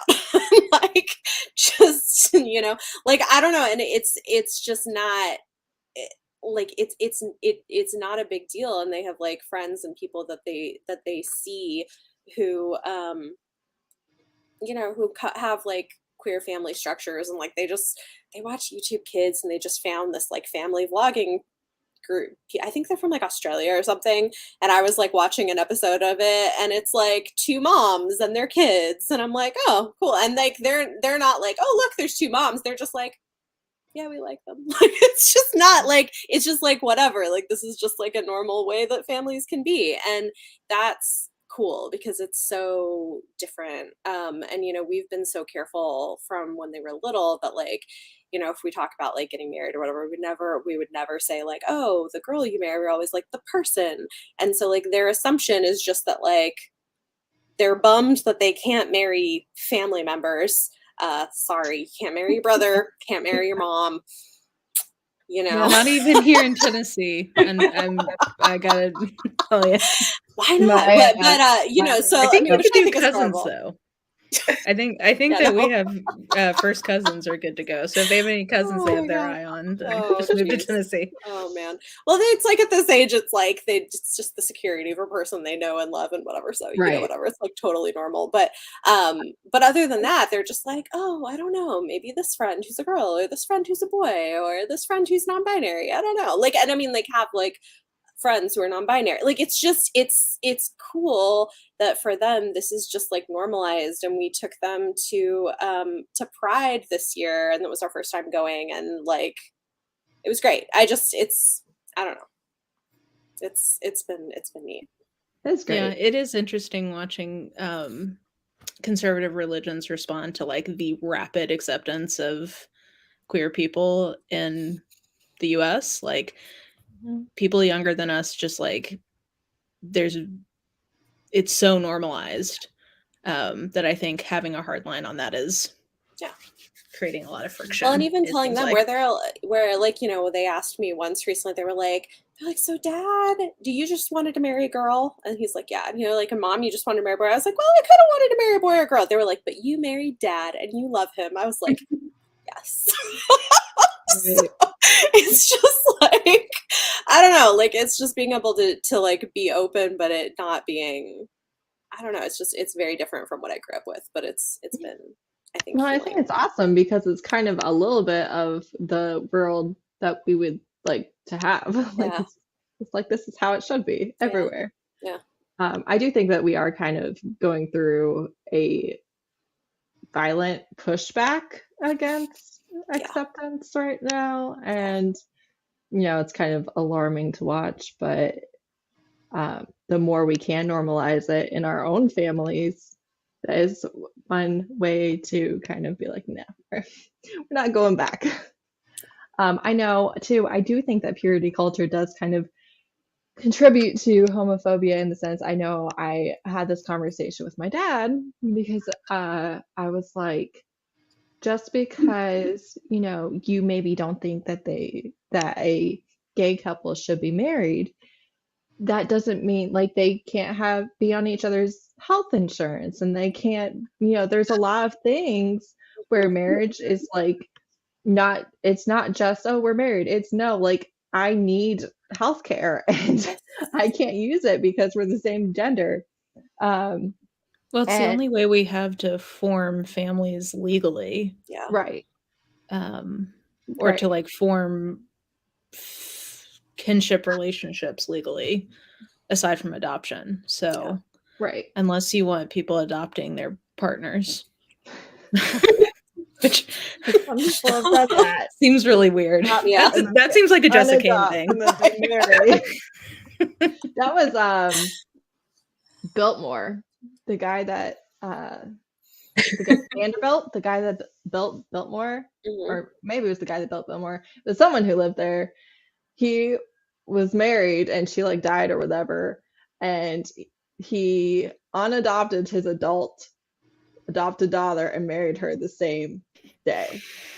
Rich people are weird, guys. Like, I don't want to be a judgmental person, but like, I think we consistently see that if you have too much money, it really messes with your personality. Yeah. Anyways, what I was saying earlier about the conversation with my dad, he was like, well, see, that's the thing. They don't want to get married. They're promiscuous. I was like, no. Well, some of them are. I mean, some are, but they like don't want to have the same rights. Just yeah, like it doesn't. Those are not exclusive statements. Yeah. You know, it's like if you're promiscuous, you shouldn't be able to get married. Yeah, it was just like, no, like it's just it's not yeah. something they want for themselves. It's just an attack against the family. It's like, no, it is something they want for themselves. It is a right that they should have. But and they are creating families. They are having children. They are like it's and like Yep. Well, like marriage is a very conservative institution, right? Like you should be thrilled that people want to get married. Like I think that's on the decline. So like just be excited someone wants to join the club. Right. Yeah. It's just very interesting, especially as an adult and over the last several years with Trump and everything. And as my parents continue to watch Fox News on the daily, and it's just been interesting to kind of watch them spiral farther than like they were always conservative, but like I was vaxxed as a child and now they're like anti-vax. So they're so like they have gotten more farther down the rabbit hole as I have lived, and it's just interesting watching them just kind of, I don't know, just keep continuously going deeper into their own beliefs and not having anything contradict that. And I think that really is kind of a result of social media, because of course they're on Facebook, and Facebook it kind of does radicalize boomers in my opinion, and Fox News, where it's just like they're telling them the same thing over and over again, the same thing that they already believe, and they are, you know, sensationalizing it and, you know, all these things. Like I know my uncle is disabled and I went over to help him, and he was watching the stuff about Trump's home. And he was like, I don't know what these perverts are after. And I was like, What? maybe government documents. I don't know. Look at the warrant. You're perverted for justice. Perverts. Oh my God. I mean, this is the kind of thing that makes me grateful that my parents are like, there's plenty of stuff we don't agree on, but like, Right. they're not. I mean, at least they're moderate. Like, my dad like in the last election didn't vote for, well, I guess both actually. Like, my dad didn't vote for Trump, which was the first time he didn't vote Republican. That is pretty impressive. It is. I mean, he didn't vote Democrat, but I mean, like, that. I feel like that was was like the only yeah, ethical or like something I could respect as a position of like, if you can't bring yourself to vote for a Democrat, at least like not voting don't for vote for Trump. Yeah, well, unknown and that's, I mean, I think predator. that's part of why, you know, like, I have a relationship with my parents is like, I respect, at least, like, we disagree on stuff, but like, at least they're consistent, right? Like, my dad's like, I wouldn't want to hire someone like Trump, so I'm not voting for him for president. That when he was one of the many Oh my gosh. candidates in the primary, was like, bad human being. And then they were like, haha, next Messiah. Just kidding. And I just lost so much respect for them. So I was like, so actually, if they're the same political party as you, it doesn't matter what type of person they are. Like, you're fine with it. Because again, I was like, there's no way I would want this man in charge of my children's school. How am I going to vote for him for president? And that was the first time I didn't vote Republican. And now, of course, I'm like, heh, not very good. But at the same time, like, that was kind of my breaking point where Trump and BLM, and I was looking around my conservative, you know, social circle, and I was just like, this is what you all are okay with? Like, I'm not okay with that. I can't believe that you would be okay with it. Like, that was truly my breakaway. And Trump was a big instigator, because I was like, wow, you guys just you don't care as long as he's a Republican. So that was gross. But, you know, just in case anybody was unclear so far, not a fan. How back on track over here. How do you feel that purity culture has harmed your relationship with your own body?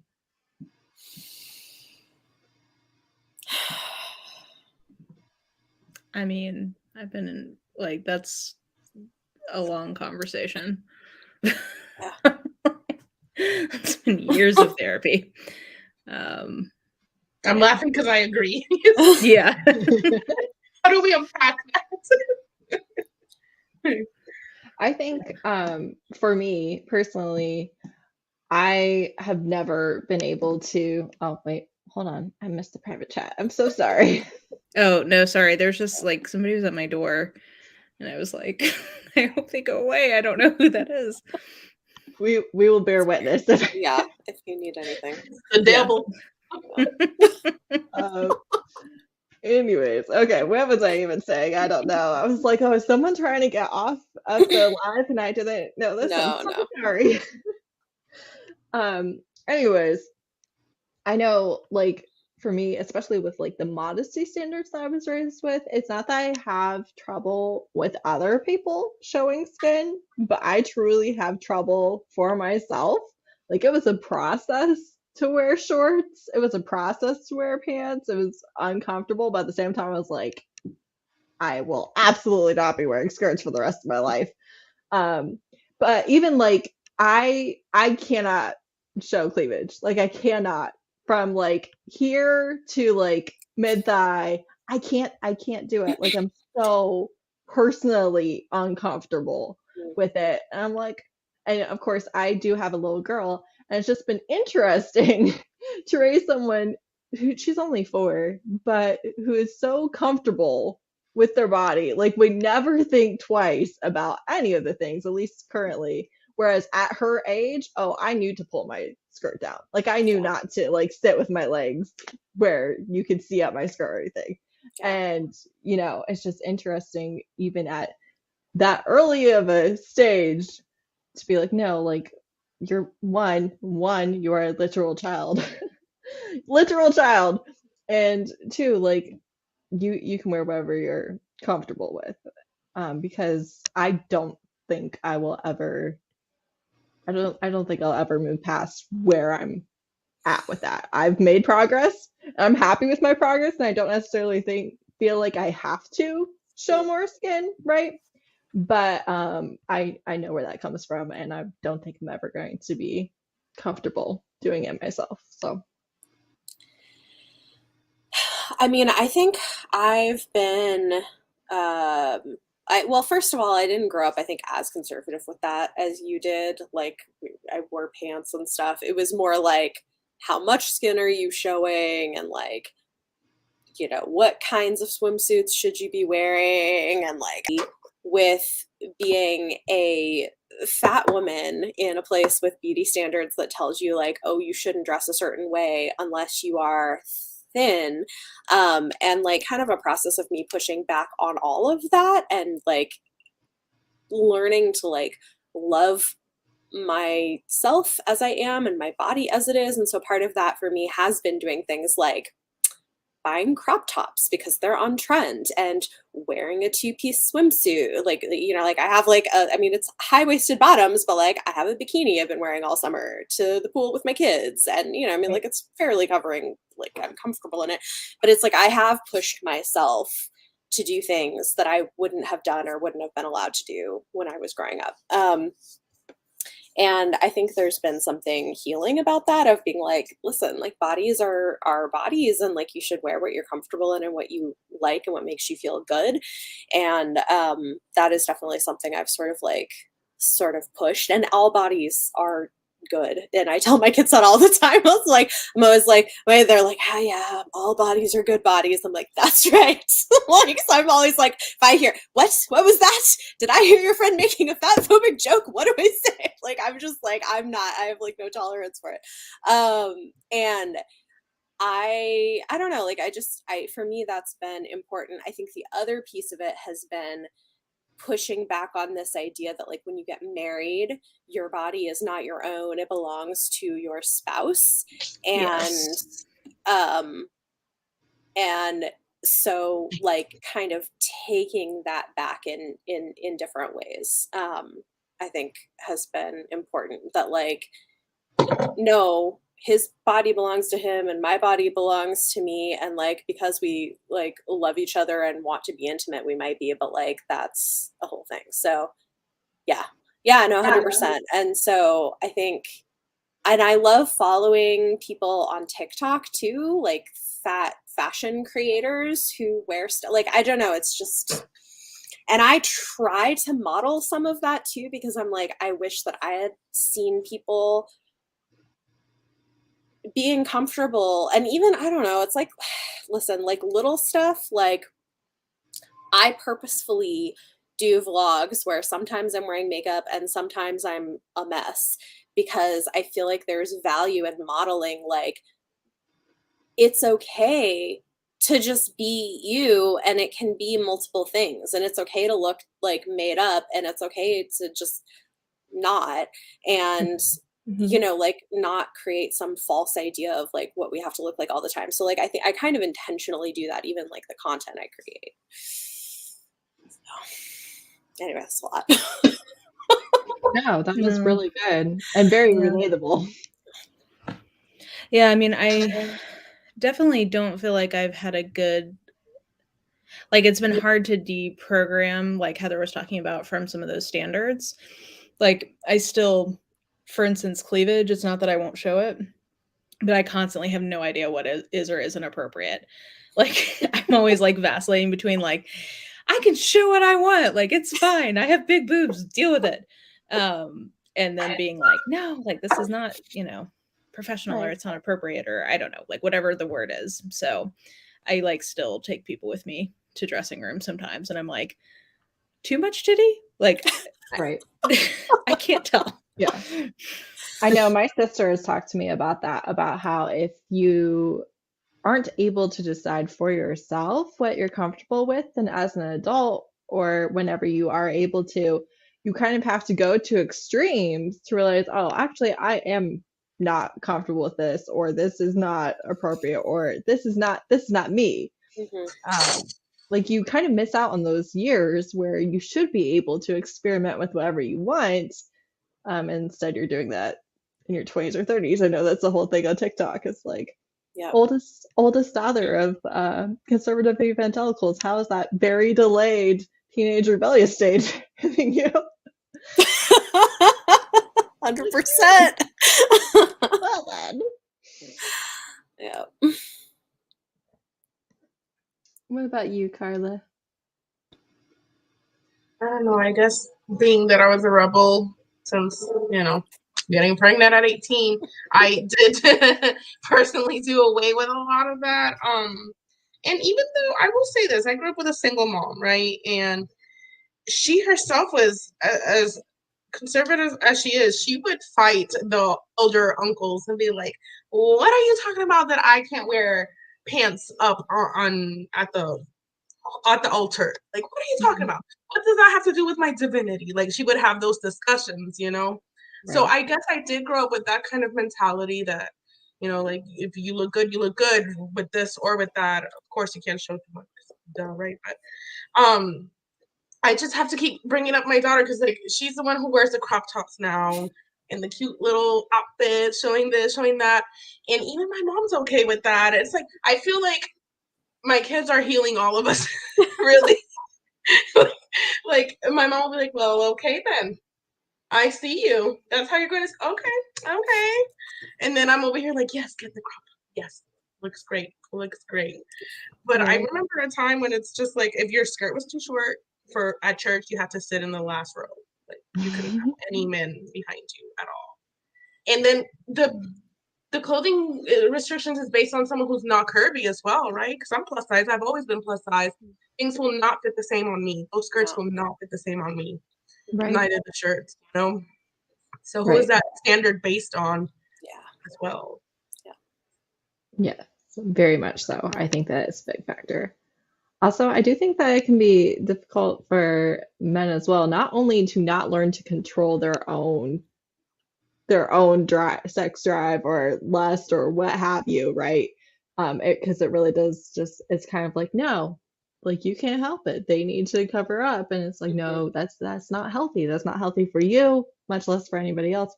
But also I think that it can be interesting because I know like my husband, again, over the last 11 years, 12, 13 years that we've been together as before we got married even, it's difficult for him each and every time. I'm like, okay, I'm okay with doing this now. And he is not controlling. He's very easygoing. He's very, I hate to say it, but if he tells me no, I throw a fit and I get what I want anyways, because I'm just like, no, don't tell me no. I don't think so.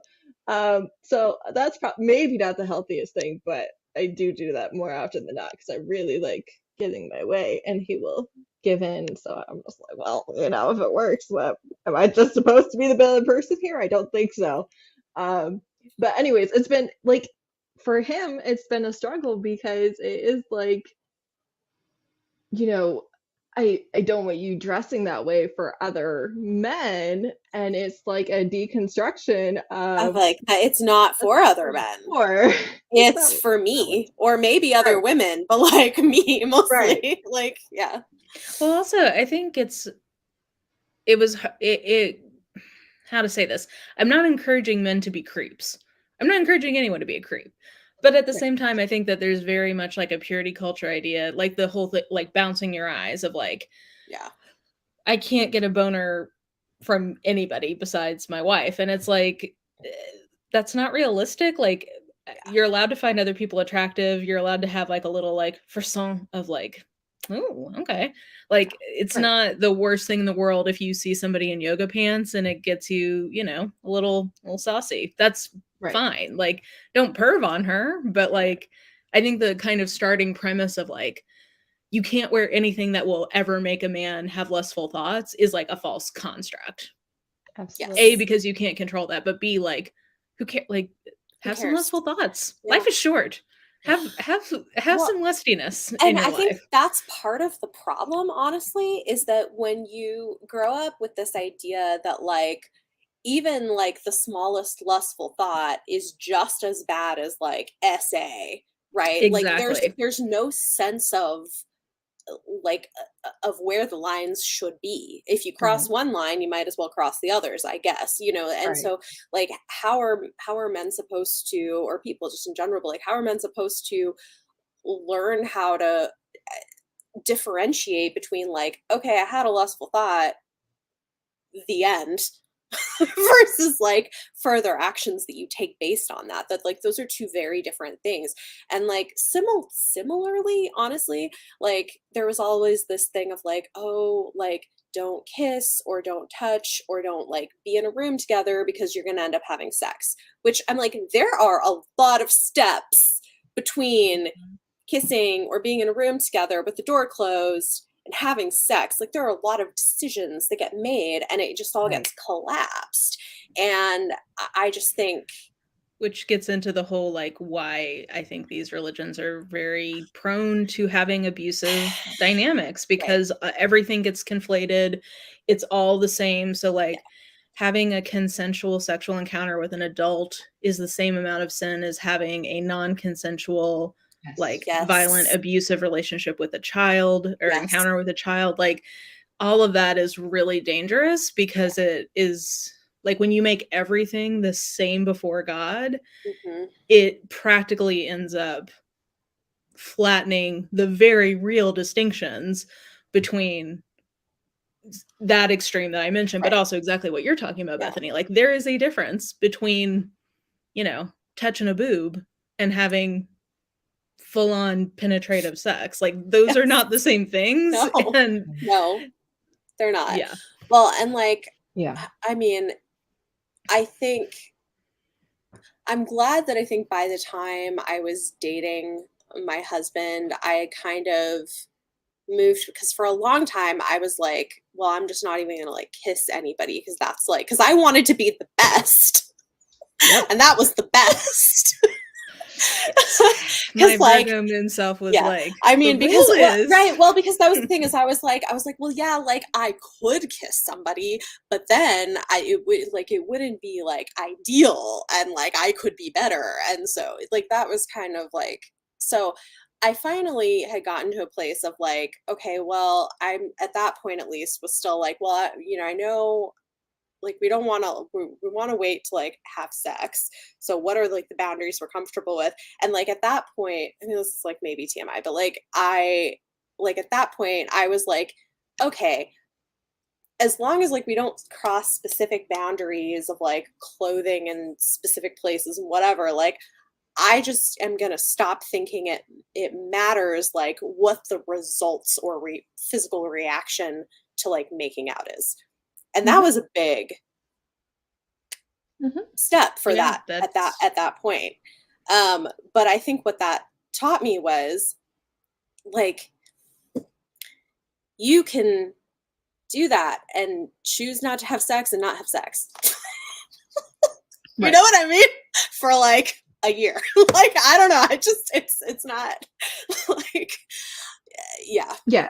It really is taught, well, you can't hold hands because that leads to kissing, because that leads to making out, because that leads to sex, and that leads to, you know, your 10 husbands later and nobody wants you. It's like, it's just, I mean, they're and if not we had actually I mean, and dominant now like that. in hindsight now, like if we had like whatever, it's fine. Like that's not what I'm going to teach my kids, but also it is the case that like these things are not the same, and there are a lot of decisions that you make between, you know, A and Z.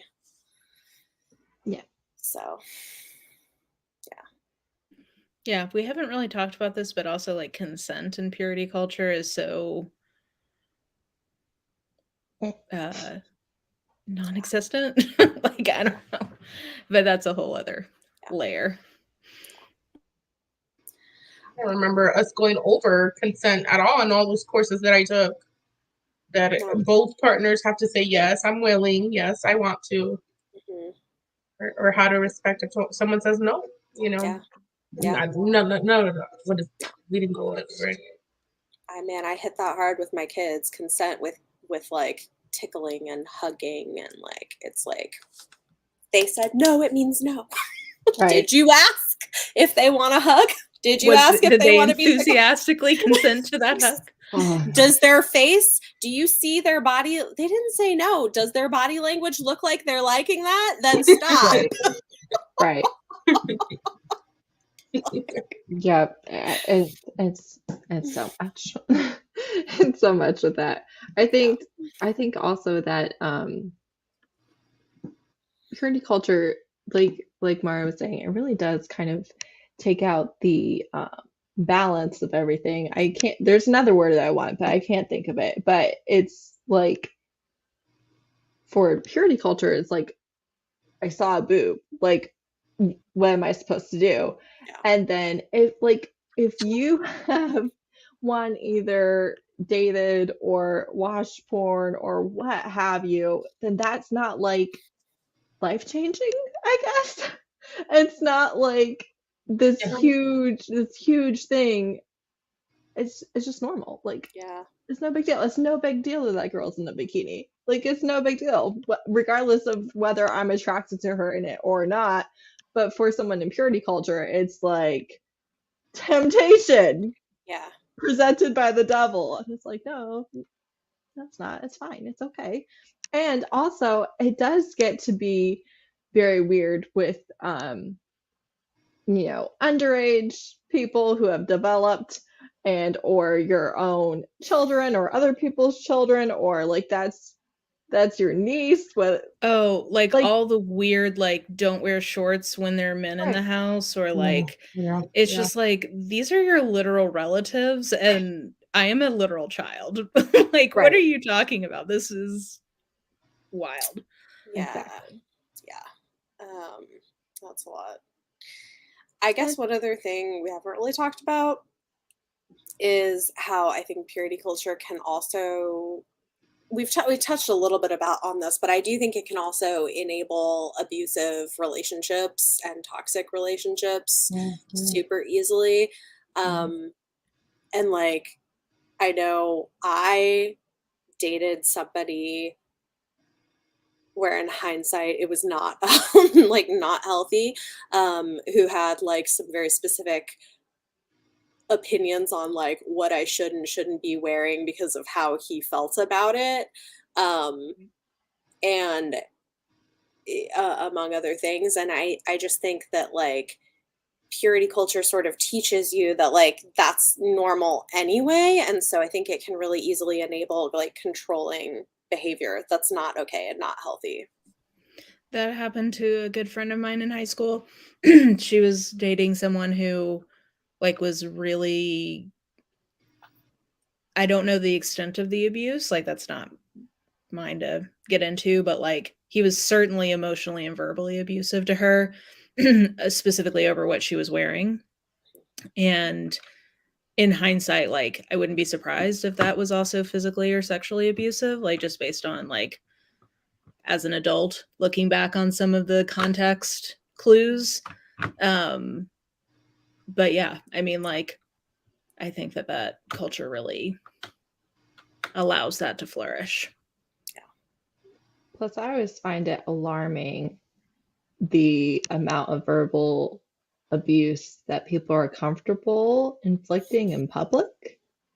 I'm like, okay, so this is not even like, this is not bad to you. Like, you're screaming at your kid like this in Walmart. So like, I doubt this is the worst that you do. Like, it makes me deeply uncomfortable because I'm like, this is not, like, this is abusive in public, and there's no way that this is your worst. Or you wouldn't be doing it in public in front of people. You would be embarrassed. Yeah. Yeah. And I do think a lot of Christian marriages, evangelical marriages, if you will, I do think that they are very abusive behind the scenes. Like, I know for sure some people that I know have had abusive relationships, and it's just,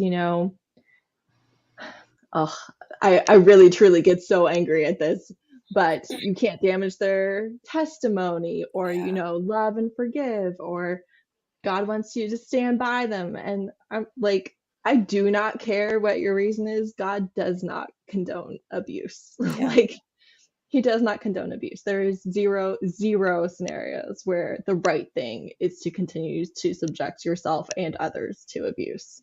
Like, Yeah. I will die on that hill. So I think it's very common. Okay.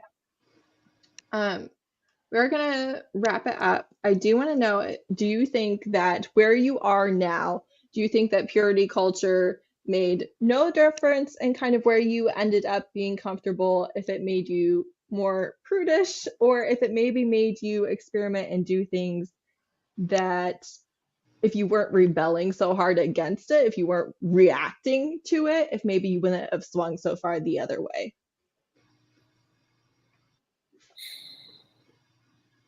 I think it definitely made me more prudish for a long time. I mean, I think I'm still like, I've gotten so much more comfortable with a lot of things, even in like media I'm consuming and stuff. But it like for a long time, I was just like not comfortable because I thought it was not okay and like really heavily censored what I was like reading and watching and self-censored. Um, a lot of that. And I think also I just was like uncomfortable with like talking openly to my, like about things to friends or to my partner or whatever, and like kept a lot of stuff internal, and like that has gotten so much better as well.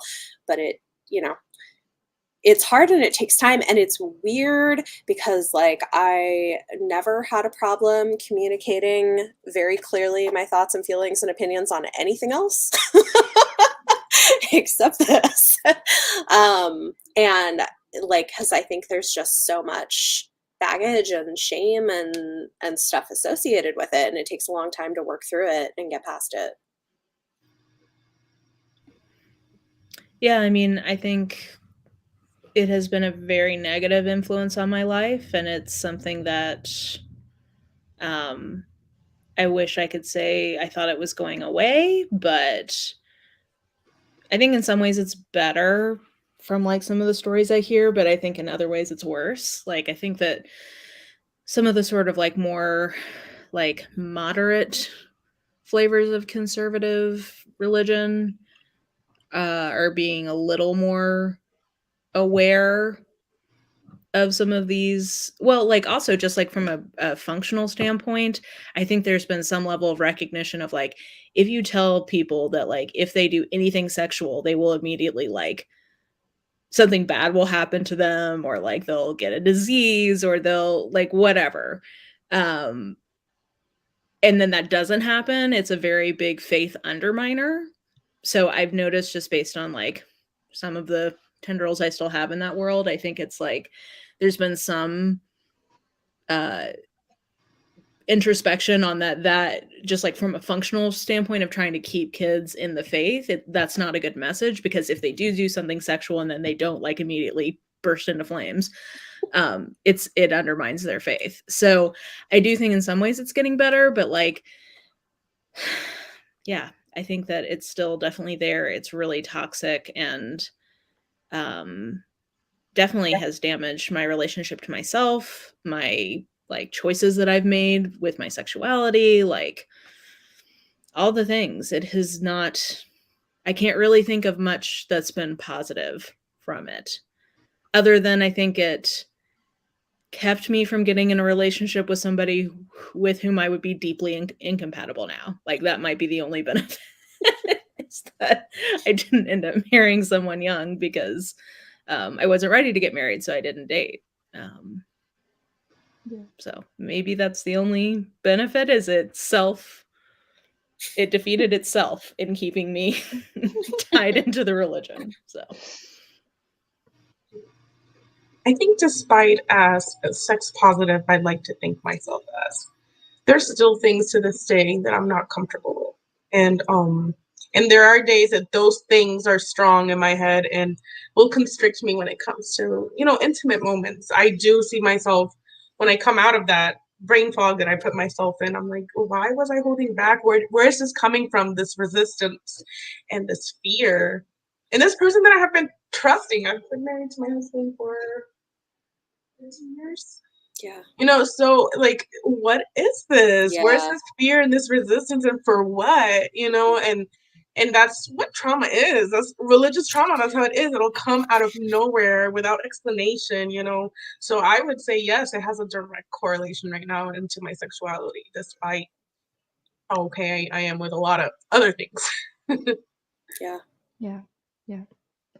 I feel like I have overcome it pretty well at this point in my life because I think it's bullshit. So I really am just like, no. But it for sure controlled my life from, you know, the beginning of my awareness as a child all the way up, like well into my 20s, I'd say, even though I was married and I was comfortable having sexual relationships in my marriage, etc. Still just so much of my thought process and the way I viewed others. And I do think that it's one of those things where I feel like purity culture says no one should have sex outside of marriage, right? Ever, at any point, etc. But then you also do have the sometimes the other end where not everyone has to have had their first kiss by 12 or 18 or 25. Not everyone has to have had sex at 14 or 15 or 18 or 21. Like I know so many people who are in college and like they've never been in a relationship, they've never had their first kiss, they've never had sex, and they're just like, what is wrong with me? And there's nothing wrong with Nothing you. wrong. Not Yeah. everybody's timeline needs to be the same. And I just wish that we did like make more space for that. It's okay to wait if you want to. It's okay to wait if maybe you haven't had the opportunity because there's never been anyone who is interested. That doesn't make you undesirable, you know? And it's Yeah. also And okay that's if you don't wait. what's, yeah, like I think what I want for anyone is for them to be able to express themselves authentically vis-a-vis their sexuality and gender. So like, Yeah. if monogamy doesn't work for you, that's great. Like, Right. don't be monogamous. If you're on the ace spectrum and sex isn't something you're interested in, that's great. If you don't want to get in a relationship until you're out of college, that's great. If you want to get into a relationship, when you're in high school, that's great. Like, it's all good. Like, Yeah. as long as But it's consensual and legal and everybody is yeah. aware of like what. And like I think this is where the enthusiastic consent is big too, of not just are you consenting to it, but like do you want what you're doing? You know what I mean? Right. Because I think that's the thing too, is it's like, do you want to wait?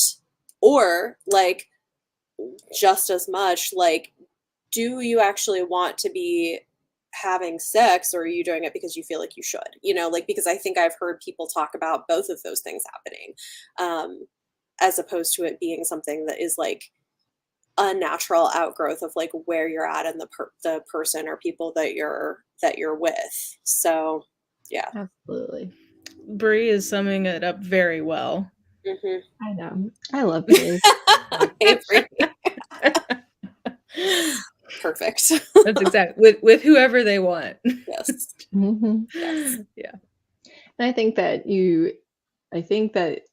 society as a whole does have a huge problem with enthusiastic consent because there's this entire thing where it's like, well, he just wanted to take no for an answer. So eventually I was like, okay, let's do this so I can be done with it. Like And that's not really consent. that's not. so common. And Yeah. it's not as it Which should be. I think is part of what like some of the reckoning that's happening is I think that there's like, and I don't want to be too harsh here, but I think that there's a lot of men walking around out there who have SA'd someone and they don't even know it. Mhm. Yeah. Like, and I agree. think that that's been a really difficult part of the kind of cultural conversation we're having around consent is like men with some level of self-awareness realizing that maybe they're the bad guy. Like Yeah. they're the scary guy in the alley who they would never do that actual scenario, Right. but they have, Yeah. Right. pushed it with somebody they were on a date with, or they have like, you know, slept with somebody who was too drunk to consent or whatever. And I think that that's been, I think that is an ongoing difficult dynamic for people to acknowledge. I also think like being like for people who are married, coming out of this thing where it's like, well, like your job is to like be available to sort of like satisfy each other when, you know, Right. whatever. Like it's been such a big deal to like let go of feeling. I mean, like, I don't have, I'm not married to somebody who's ever been like pushy about stuff, like, thankfully, but like,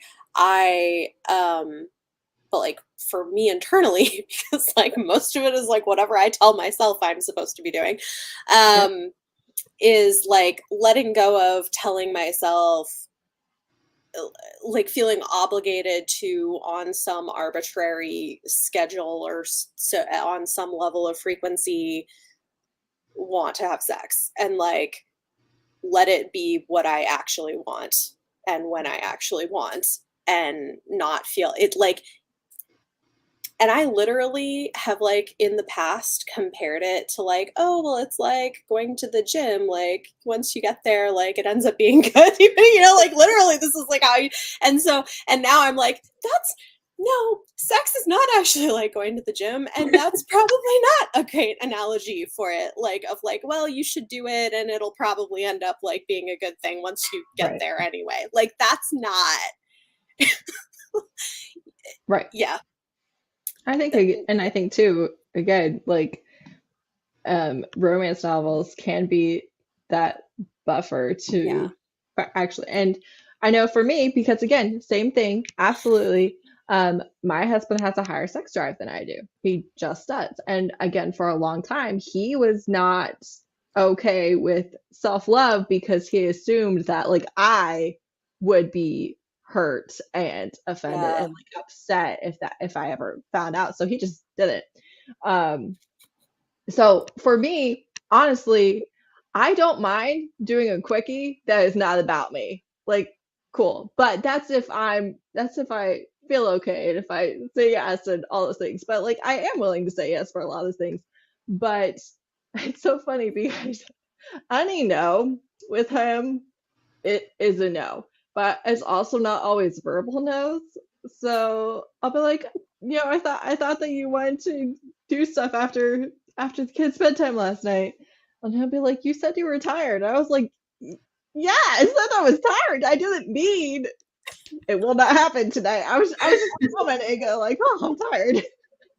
So it's kind of funny that because I will say yes, I think, for him, not even for me. Because if I'm like in the mood, I'm like, haha, come here.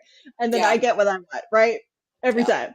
Yeah. But if I'm not, that's fine. Like that's fine. If you just would like some relief, cool. That's fine with me either way.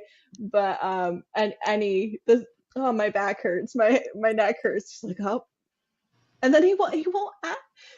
We're working on it. We've been working on it. But he won't ask or anything. He'll just be like, oh, so it's a no.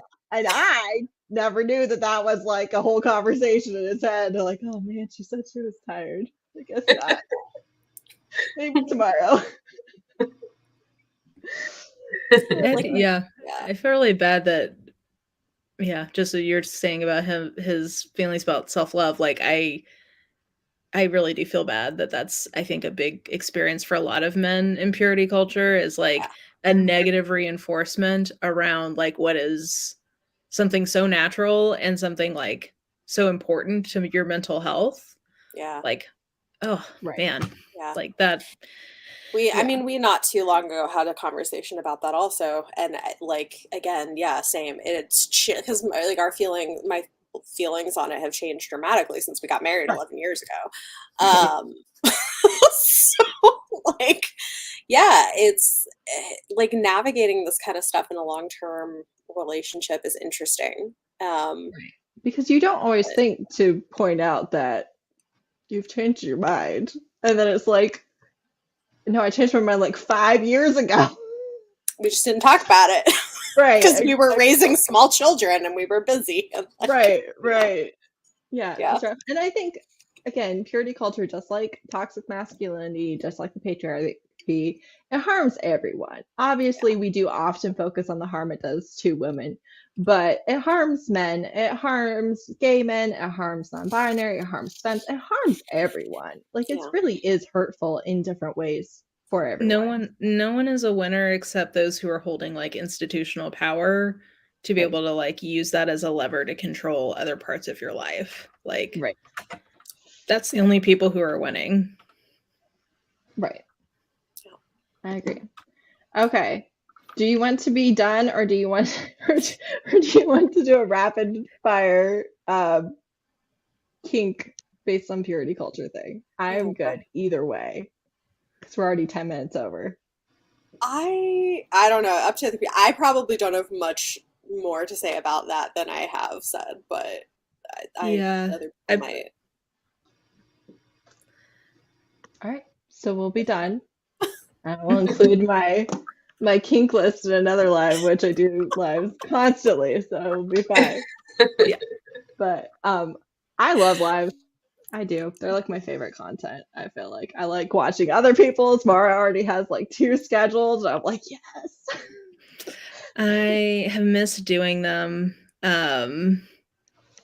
Yeah, I was doing them every week, and it just got to be, I felt too much pressure, but I've really missed it. Like, I've been doing a lot of them recently, and I'm like, oh yeah, like I really like doing these. It's fun to just like, they are fun.